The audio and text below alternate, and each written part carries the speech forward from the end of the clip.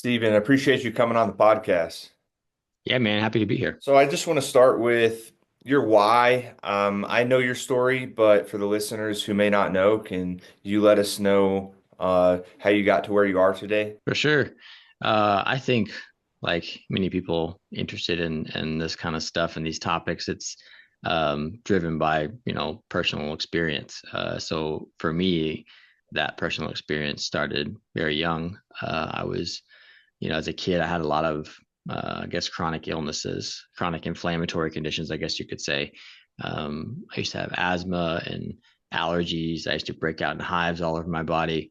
I had irritable bowel syndrome, lots of inflammatory type things, and you know my parents and I kind of were just relying on Western medicine to help us manage those things.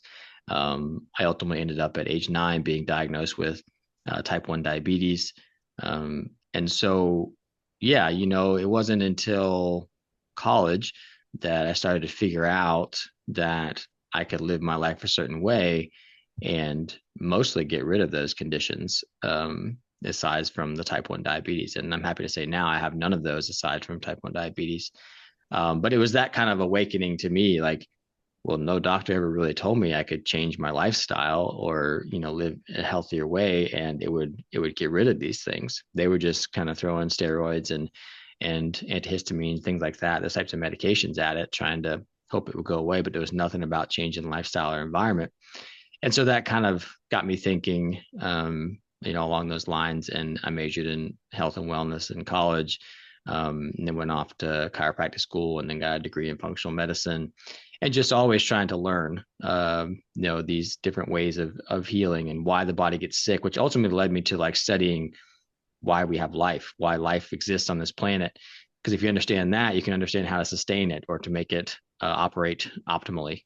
So yeah, so it was always been this journey for me of trying to live the healthiest I could. Lots of trial and error, lots of different diets, lots of different exercise things, and it. But then, unfortunately, at the age of 34, I had a heart attack out of the blue. There was really no indication that I was at risk for that. Well, my blood markers looked good. I was fit and healthy, normal weight. I'm type 1 diabetic, but I had good insulin sensitivity, all that kind of stuff. And so that kind of pushed me even deeper into this world of heart disease, which I was already researching before because type 1 diabetes makes you more prone to heart disease.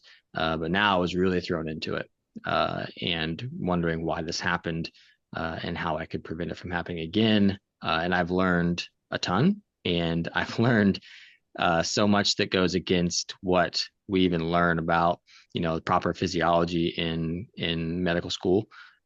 But also, I've learned that lots of what we're told about heart disease is not true, in my opinion, and based on the opinion of many researchers and other doctors. And Western medicine seems to not really understand a lot of these things, or they ignore them for whatever reason. And there's many reasons. But yeah, so now I found, this information, and I've used it to completely reverse heart disease in myself. I completely healed my heart, and I reversed plaque in my arteries, which is, they say, is impossible. And I have, testing to prove it. And so I'm sharing that information, hoping that it helps others. That's an incredible story. Thank you for sharing, first of all. And I want to know, what are some of the most common misconceptions that you found about the heart? Um, so some of the big ones are that cholesterol, or I guess eating animal foods, eating cholesterol, eating saturated fat causes heart disease. That's a complete myth. There's no evidence for that. Um, and another one is that plaque is made up of cholesterol, or lipoproteins in the blood, and that's not true either. It's made of clotting tissue. Another is that the heart is responsible for moving the blood in the body, and it's not. It does do a small amount of quote unquote pumping, but it's not what or how the blood moves. Things like that. And another is that heart failure is the result of the heart not pumping like it's supposed to, because it's not a pump. So heart failure is not due to that. Um, and in the book, I also address things like why cancer of the heart is so rare, because it is despite growing rates of cancer, it's still the rarest place to get cancer. So just things like that, lots of different ideas, things that Western medicine believes, or you're told. I mean, I was told in my training that a lot of those things were true, and the research suggests otherwise. Interesting. So you also talk about the four different variations of water. So is stage four like a plasma, like blood, or what is No, that? yeah. So in my research on vascular disease, I came across the work of Dr. Gerald Pollack and many scientists before him. He's just the one that's made it the most mainstream because of his book. But the fact that we know that water exists, or we're all taught that water exists in these three states: solid, liquid, and gas, ice, water, and steam. But there's actually a fourth phase, which water can exist in, and it's more like a gel. So it's kind of like the consistency of raw egg white, or Jello. You could even think of like that. And it exists in certain places in the body. Actually, most of the water in our body is in this gel state. And we're all told, we're 70, 80% water, right? But I don't slosh around like a waterbed. I have some structure to me. And that's what this water is called. It's called structured water, or exclusion zone water, or fourth phase water. It's got a lot of different names because lots of different scientists kind of discovered it. It came across it at different times. And so, yeah, I mean, you can take like the tissue in my face here and I can push like that and it bounces right back, because it's a gel. And most of the water in my body is in the cells, at least, is a gel, or a large percentage of it. And this gel like water exists in the vascular system as well. And so Dr. Gerald Pollack has shown this in animal models, that it exists in the vascular system. And there's many scientists aside from Dr. Pollack that have found what they call a cell-free layer lining the arteries. If we're in a good environment that creates that. And this cell-free layer is this kind of layer of this gel-like water on the lining of the arteries. And it's cell-free because none of the red blood cells or lipoproteins or anything can penetrate it. It keeps everything away from the lining of the artery. Therefore, it protects the lining of the artery. And it's structured water also creates a frictionless surface. So when things in the blood are moving down, it's a frictionless surface. So it's essential for maintaining blood flow, preventing friction and inflammation, also protecting the line of the artery from damage. And it's how we protect arteries. It's building this structured water. And so the main way that structured water is encouraged to be built up and maintained is infrared light exposure.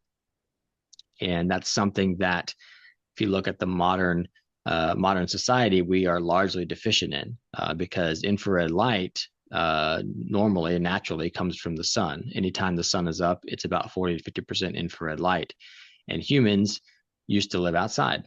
That was the only place that they were until we invented indoor living, especially, more modern times when we invented very bright indoor lighting, and it was more convenient to be indoors out of weather and things like that. We've divorced ourselves from that infrared light exposure. We also used to, heat homes and use light of fire. And then we had incandescent bulbs, which are all high in red and infrared light. And then fluorescent and LED bulbs are devoid of infrared light. And we've been told the sun is bad for us and that it causes skin cancer, which is also not true. And so we've kind of divorced ourselves from this thing that creates structured water in our arteries. And that's the protection of the artery. It's what keeps blood moving and it prevents clotting from happening. And then we added all these insults to the body, like we have these processed foods and these toxin exposures, heavy metals, plastics, all this kind of stuff. And so without the protection of the structured water, infrared light, then we added the things that insult it because we left the arteries vulnerable. And then the third component is that over the last 80 years or so, we've also interfered with the body's ability to heal the lining of the artery when it is damaged. So that means insulin resistance, and it means disrupted circadian rhythm and low melatonin levels. And that's also driven by artificial light at the wrong times of day, like after sunset, that disrupted circadian rhythm. So those three things are really what has driven this epidemic of heart disease. And the big distraction over here is, oh, it's cholesterol, oh, it's lipids in the blood, which have never been shown in the literature, definitively to cause heart disease. And lipids have been around in the blood forever, and heart disease is a new thing. This is something that in the early 1900s was not around. Coronary heart disease was not around. It was very, very low prevalence of heart disease, and it's only 30s, 40s, really in the 50s when it started to skyrocket.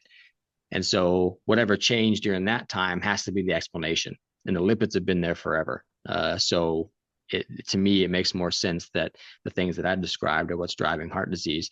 And, in my case, reversing plaque in my body, I basically did those things. I got infrared light exposure. I decreased toxin exposure, set my circadian rhythm, did a lot of grounding. I did things that build structured water, took things away that tear down structured water, and my arteries healed. So, yeah. There's a lot of relevant things that you talk about there. I think it would be helpful for people that are listening. You mentioned the heart is not a pump, but from classical science, you're told, okay, it's sending blood and it's moving blood this artery in this way. What Mhm. about like the brain and the heart and their communication pathways, and maybe kind of simplify what the heart's role is? Mhm. Yeah. So when I say things like, well, the heart's not responsible for moving the blood, it's like, well, why is it there? What is it doing, right? Yeah. And so there's three main roles of the heart in the body, in my opinion. One is to vortex the blood, so which means to kind of swish it around or mix it up, which is the way water is in nature. It's always being moved. It's moving in rivers and streams. It's crashing on the beach. We have tidal currents. We have evaporation, precipitation. Like nature is always moving water, and when you don't swish it around, like when you pass it through laminar tubes, like in veins and arteries, it doesn't get swished around unless you place a heart in the middle of that system that creates turbulence of that, so that it energizes it. And that's one of the ways that we can energize water so that it becomes structured water when it gets into the blood vessels more readily, is vortexing it or swishing it around. So that's the first role of the heart, is to do that. The second role is that there's many scientists back in the 1800s who tried to set up a model of the vascular system using a pressure propulsion pump, one that sucks in fluid from somewhere and forcefully pumps it somewhere else. And they couldn't do it. They couldn't maintain the pressure in the two systems using that model. What they found is that the heart is not there to forcefully pump the blood. It's there to actually slow the flow of blood in times of exertion, when blood is moving very fast.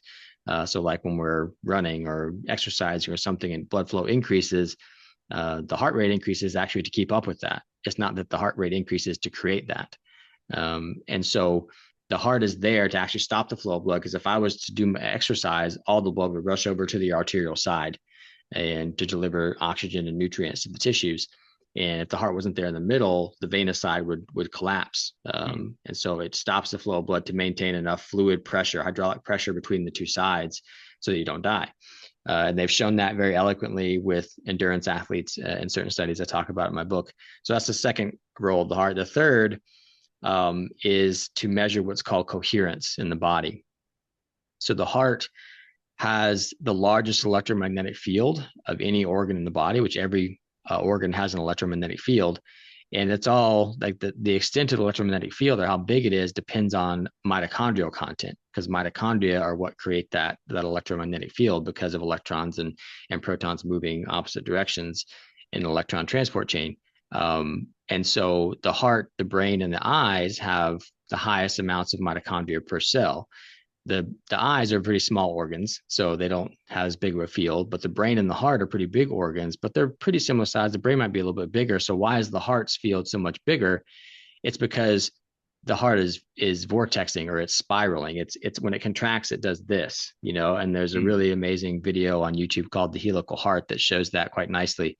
And when you spiral in a magnetic field, an electromagnetic field, it amplifies the field significantly. So this is why the electromagnetic field of the heart is said to be 5,000 times stronger than the brain's. And we can detect it from 20 feet away from our bodies. They've been able to. And so what this field is doing is it's like our antenna, right? So it's basically what is allowing us to reach out and kind of communicate and sense our environment electromagnetically. But also, it's what's measuring what's called internal coherence, which basically means how well our cells are synced up and communicating, how coherent our internal environment is. And there are things that can disrupt that internal environment.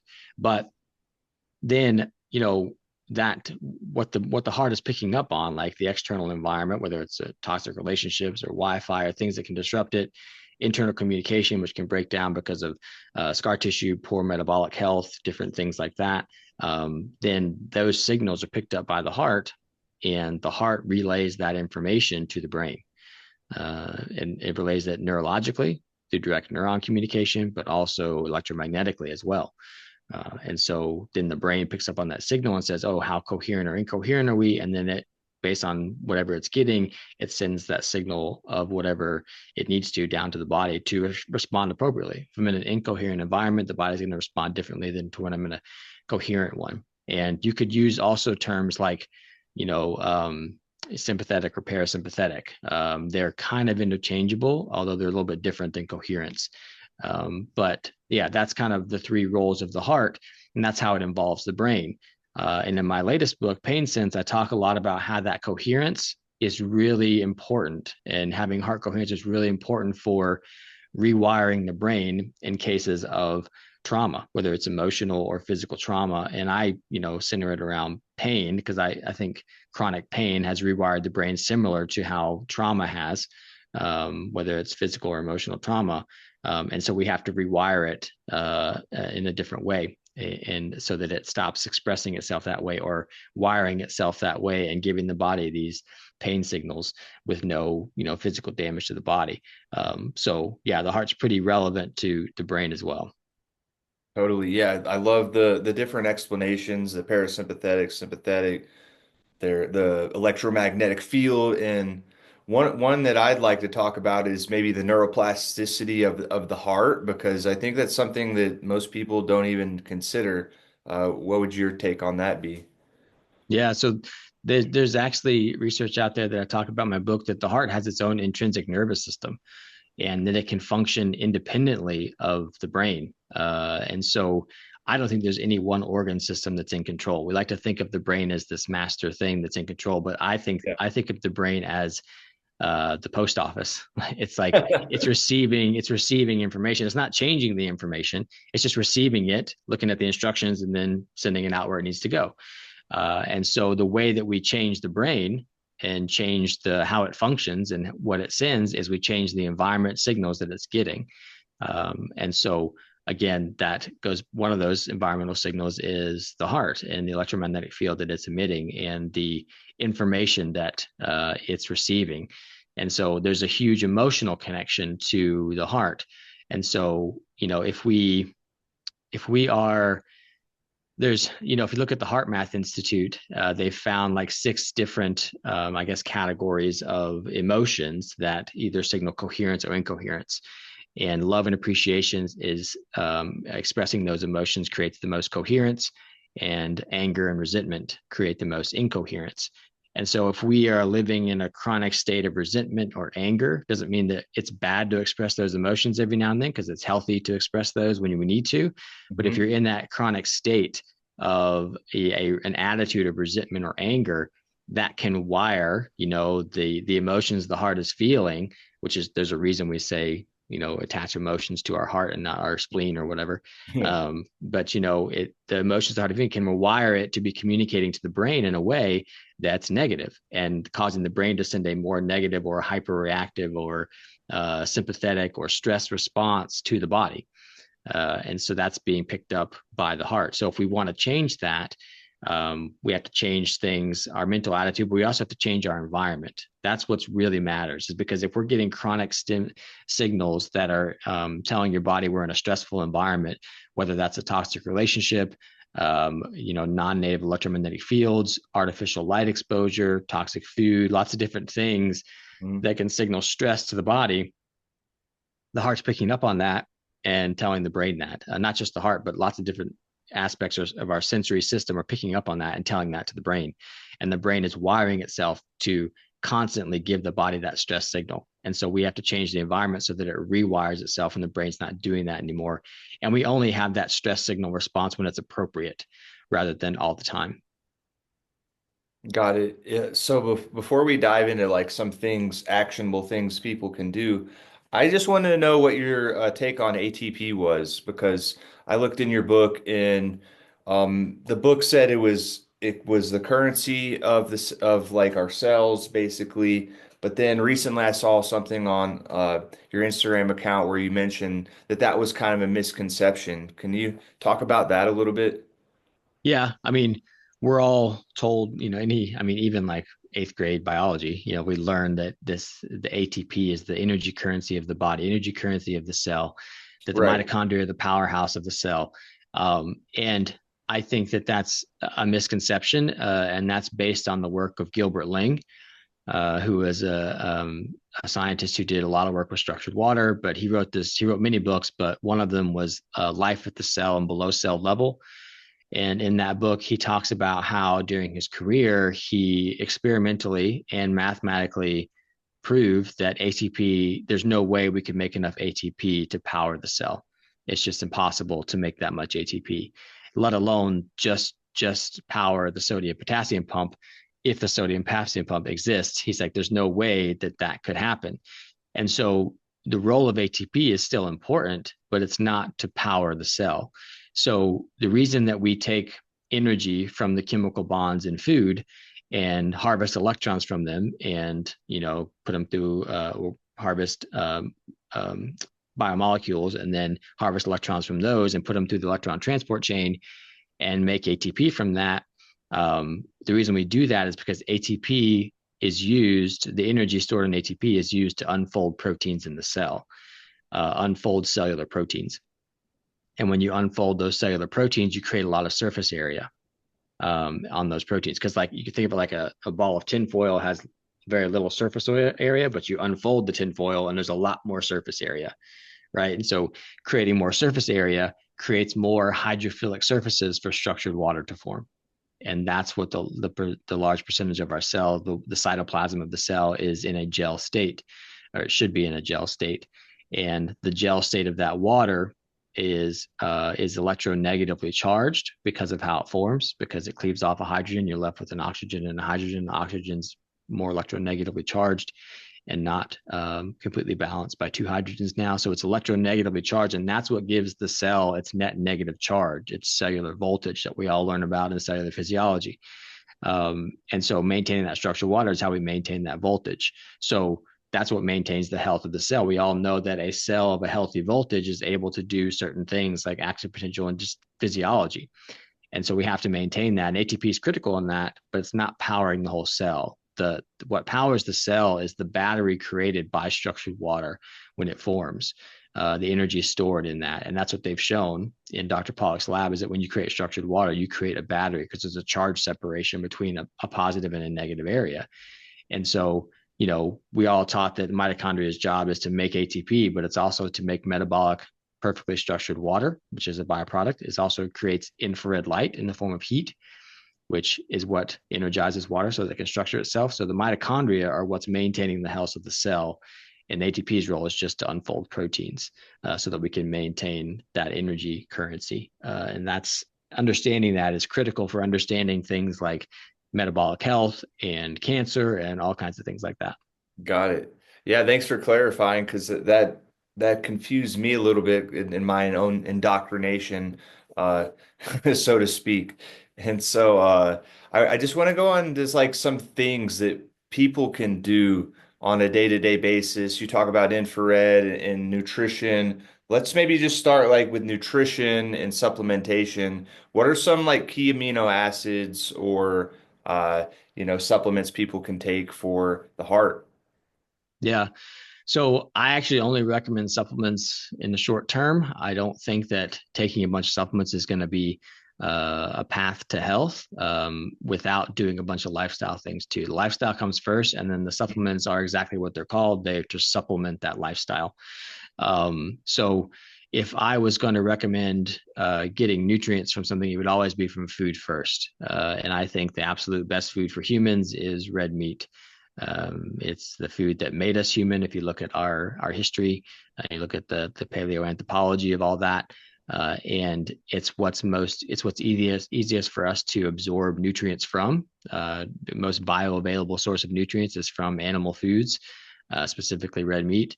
And so that goes very contrary to what people think about heart disease. They've been told, oh, Yeah. red meat's so bad. But Yeah. guess what? We've been eating red meat for many, many years. And it's literally, like I said, what made us human. And heart disease is a new thing. So it's not the red meat, it's not the butter, that kind of stuff. And so you want to get those animal foods because they're also complete sources of those amino acids, like you say.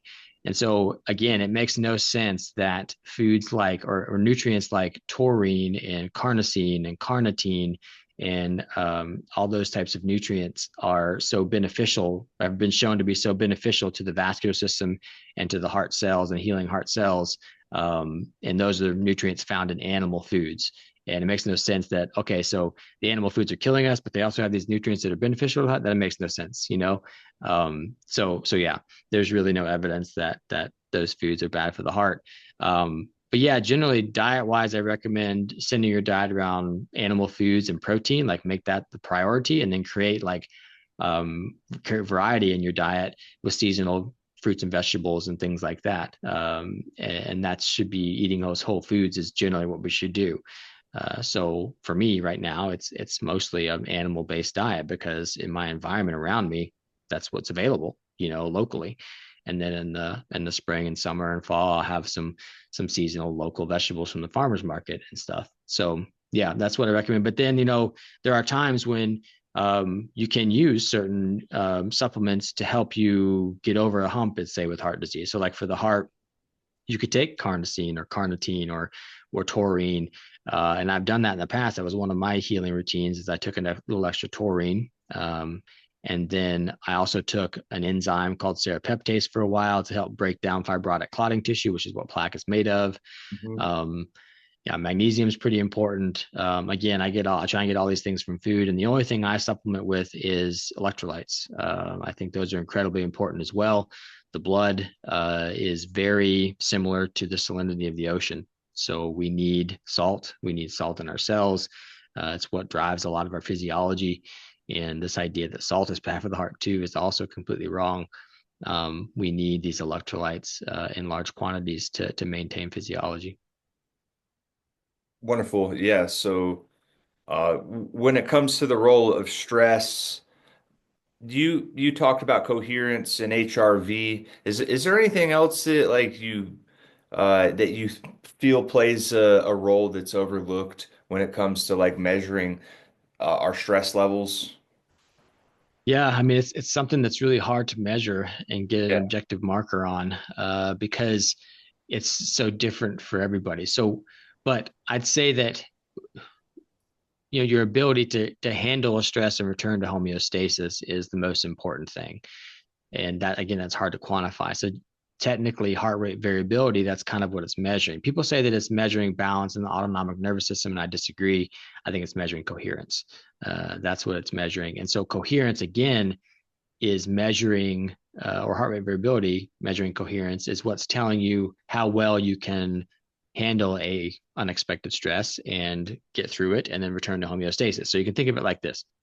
Coherence is the intercommunication between your body and your body's ability to reach out and connect to its environment.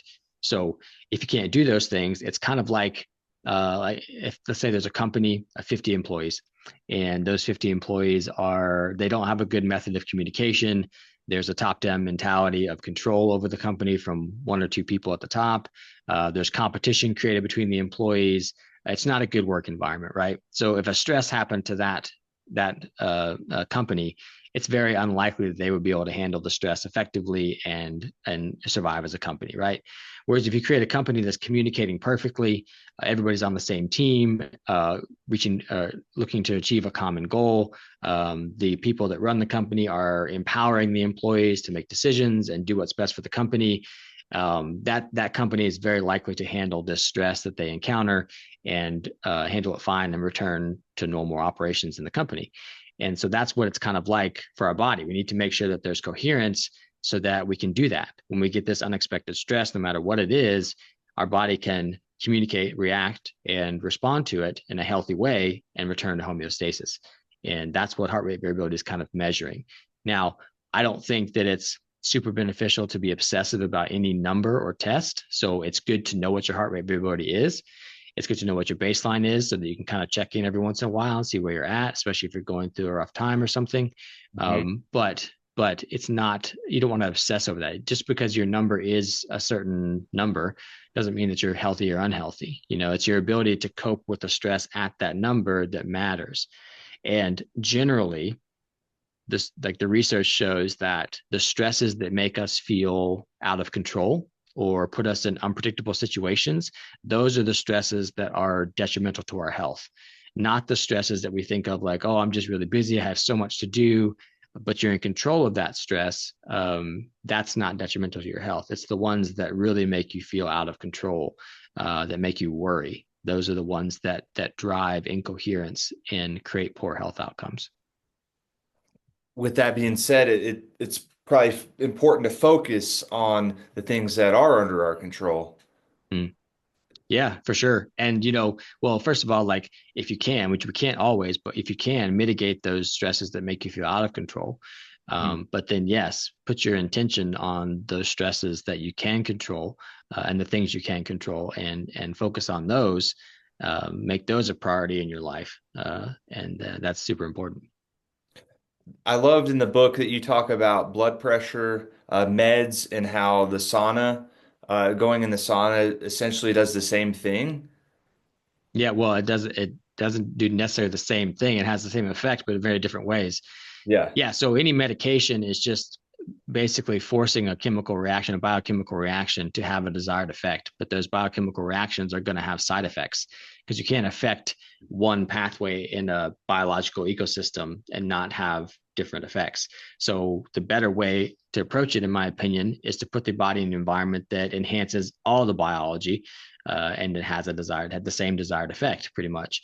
And that is structured water formation, which infrared sauna is a huge builder of structured water because of infrared light exposure. Hmm. And so you look at the studies on infrared sauna and blood pressure, and they're great. You look at the studies on infrared sauna and heart failure, and they're amazing. People um, you know, recover from heart failure in some cases with infrared light exposure. And it makes sense because when you build structured water on the lining of the arteries, that structured water is actually what creates blood flow. And they've shown this in Dr. Pollock's lab over and over again. They've shown it in animal models, in chick embryos, and they've also shown it in, like, you put a tube made of a hydrophilic solution or material into water, and you shine infrared light on the water, and the water starts to move through the tube by itself with no pump acting on it. So this is what moves the fluid. And so if you don't have enough structured water on your arteries, then the amount of fluid flow drops. And so what does the body do? It tries to increase the fluid flow by constricting the artery. Just like if you put your thumb over the end of a hose and the water comes out faster, right? You create the area smaller and it starts to move faster, but that also increases the pressure, right? So then you build more structured water with infrared light, and the blood starts moving more readily, and then it can relax. And so that's exactly what we see with infrared sauna and blood pressure in those studies. Fantastic. When it comes to the new book, Pain Sense, I want to know writing it. I just recently wrote my own book, and there's just so many takeaways that I had by writing the thing, which is one of Hmm. the benefits of writing a book. But what were some of the key takeaways like that you had just from doing all the research and stuff in your book? Yeah, I think one of the biggest ones. So the book is about, like, pain in general, but specifically chronic pain, because pain is normal. It's normal to have pain. It's a very evolutionarily purposeful to have pain. And actually, there are people who are born without the ability to feel pain, which may sound great, but they actually die very early, and they have very tough lives because they don't have, like, without pain, they don't learn what to avoid in their lives. Right. And so pain is very purposeful. But then chronic pain is the problem. Like, when we get a chronic stimulation of a pain signal, that's the problem. And so why is that happening is what we need to figure out. And I guess one of the biggest takeaways is that there's three components to pain. One is there's a sensory aspect to pain, which is anytime. one of our senses gets overwhelmed. It could be ears, it could be, cut your skin or whatever. Like some our sense gets overwhelmed, and that communicates to the brain, hey, something's wrong. And Mhm. the brain sends a signal back to that spot and say, ow, something's wrong. And that makes you pay attention, like, oh, something happened here, and then you deal with it, right? Yeah. And so if we get a chronic stimulation of that sensory pain because of some chemical change happening, something causing a chemical change somewhere in the body, then the brain can wire itself to chronically stimulate a pain signal down there. So even if we fix the area, we still get the pain signal there. And so that's something we have to work to rewire. But then there's also an emotional component to pain.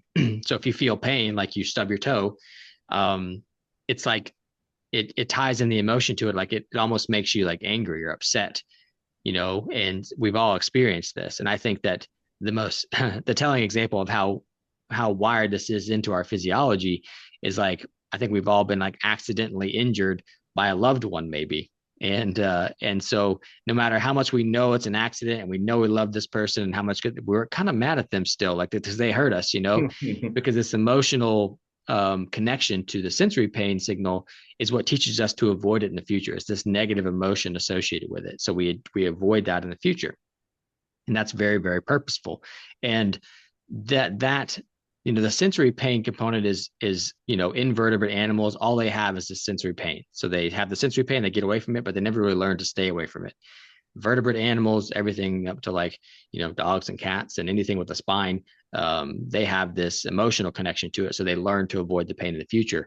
And then unique to humans is this cognitive aspect of pain, which this cognitive aspect to pain is the ability to worry about the pain or wonder about the pain's meaning. And that's unique to humans, at least to the extent that we have it. There's probably other primates that have some extent of this, but we have it very most prominently because of our very developed prefrontal cortexes.